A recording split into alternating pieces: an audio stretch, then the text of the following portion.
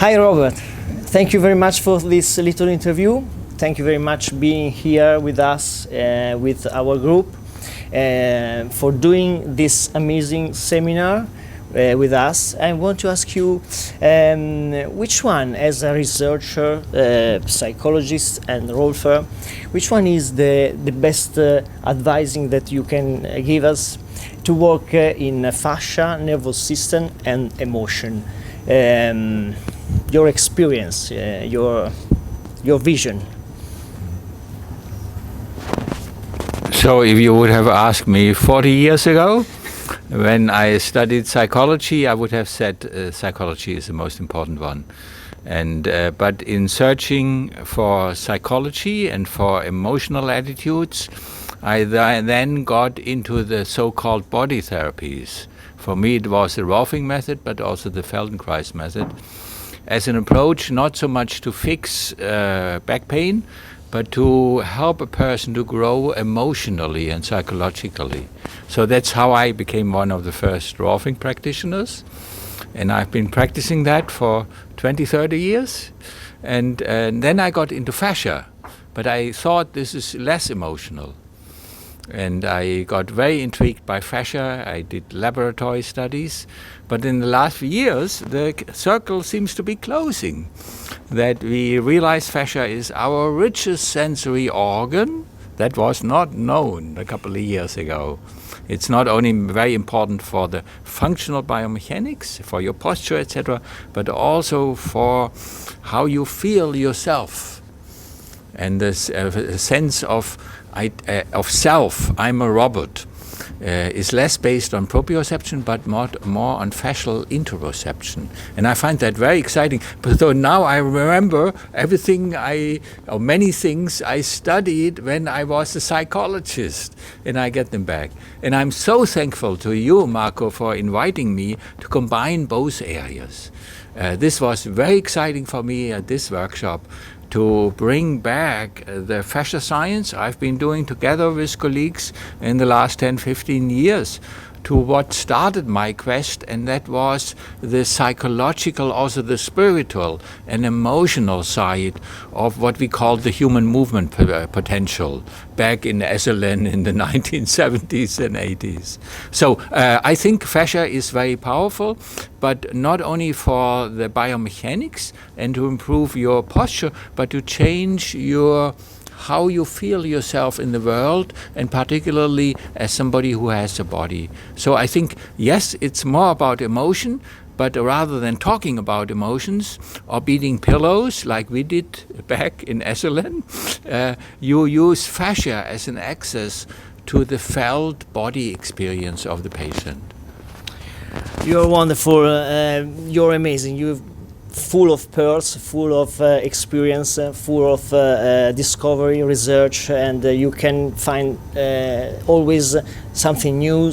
And for us, is a source of knowledge, and we inspire by your research and the research of other researchers that you are bringing us. And I'm really curious to know what is your vision. And if you are working to some research, which one is the pathway that you are step by step discovery, and what do you think is the best field to know about fascia, about the nervous system and emotion, to discover new things and to continue this type of research in this field? If you got some idea, or you are working in some new discovery, or you are seeing that there's a new type of vision in the future. That's a great question, and I have two kinds of answers. One is I can already, from what I'm seeing in the different laboratories and the conversations I'm having when I meet Carlos Deco, when I meet Jan Wilke, when I meet other fascia researchers worldwide, so I can see new topics. And one topic is the interaction between the sympathetic nervous system and the immune system response. And the immune system has now been shown, and I was very happy to share that here, to be involved, for example, in fibromyalgia. Fibromyalgia, I always had patients where I couldn't help. But now, just in July this year, there has been a new publication, a new study where they showed that there are certain antibodies in fibromyalgia patients. If you give them to mice, they develop fibromyalgia symptoms. If you give antibodies from healthy people, they don't. And then they gave serum from fibromyalgia people, but they killed the antibodies and it didn't develop. So we know the antibodies are involved, but we don't know how. So they are not directly sensitizing the nerve endings. They are probably triggering another unknown mechanism that is then leading to central sensitization, but the immune system is involved. And now we know in the field of psychoneuroimmunology, which is an old field, where we know functional relationships between chronic stress and certain T3 cells in your immune system, but they didn't know the messengers.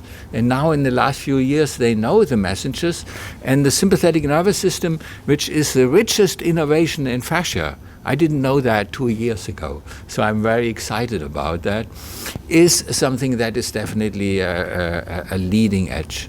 But I have another answer, and that is the more I study, the more I remember the scientist who motivated me to change my career from a therapist to becoming a researcher. And they told me, as a therapist, it works well if you are sure of yourself, that you have certain things and you trust in them. As a scientist, you should be more humble and more insecure than everybody else, that you have nothing that you trust, and therefore you are more curious than others. So in the past, I would have said fascia research is like going through the jungle, and I would say the next thing is the immune system. But having learned from these people who are very humble scientists, they say, Robert, you don't know anything. You shut up and become observant, read the literature, and let the literature and the science teach you what is the next thing. And I like that very much. So I can tell you, most likely it is not what I predict. If I'm doing good science, it will be a surprise. And I want to be ready for the surprise. I know fascia has more surprises and more secrets that we don't know yet than we all, that anybody assumes. It's such a complex issue, and it has been ignored in science. So the rate of discovery per year is getting steeper and steeper. So I know one thing, yes, there will be major discoveries, and most likely it will be different to what I expect.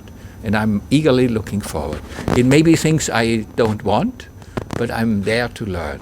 And that has been a very nice subject for your invitation, because I didn't come to preach anything, but to share my spirit of discovery. And it was a very nice invitation by you to share that. Thank you, Robert. I'm very excited too, knowing all this research about immune system, about fibromyalgia.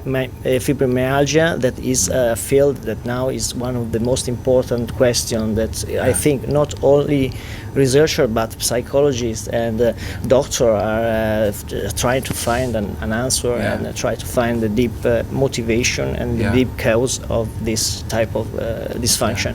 And this is a question that I would like to make to you. Your passage from spirituality path, psychological path, and laboratory research, and so and this is amazing. How do you find your pathway? How do you find you create your history? And you have touched very important things, to be humble in every field and to try to discover and try to do your best as you treat your body, as you treat body, you are your patient, as you treat animals or you work in laboratory. So thank you very much for sharing us all your knowledge, and we wait for you for another seminar. We wait for you for another invitation, surely, with our group and all me and all my group. Really thank you for all your knowledge and everything you have shared with us. Thank you very much. You're not allowed to finish because I want to tell the audience that Marco Montanieri is very special in my perception. I told the group also here. No, so you don't like it, but I want to add this. Your character types in relationship to different tissue models. I only shared the new research on depression, how depressive people have more stiffness in the fascia here, and the elasticity is gone. So I want to link this new research with your concept. And I see you, except that you didn't publish in English yet, like Tom Myers' contribution. Yes. He came up with a genius map of these fascial trains, and it has become a Bible worldwide. And you have written the first Bible on which layer is associated with each tissue type. And I invite you to do the same humble opening that Tom Myers did, because he invited scientists to put evidence on it, and Jan Wilke proved that some of Tom Myers' lines were not correct, and many of them are correct. And Tom Myers said, thank you, and he improves his model now. So I'm looking forward to the same thing with yours. So you are, for me, like a Tom Myers in the emotional fascial world. And it would be very nice if not only the Italian people, but the international fascia community that I know very well, if they become aware of your contribution. Thank you very much, Robert. I'm very excited. I'm very full of emotion. You are saying this, and I'm really excited and really I'm full of emotion, and I don't know how. You teach emotional.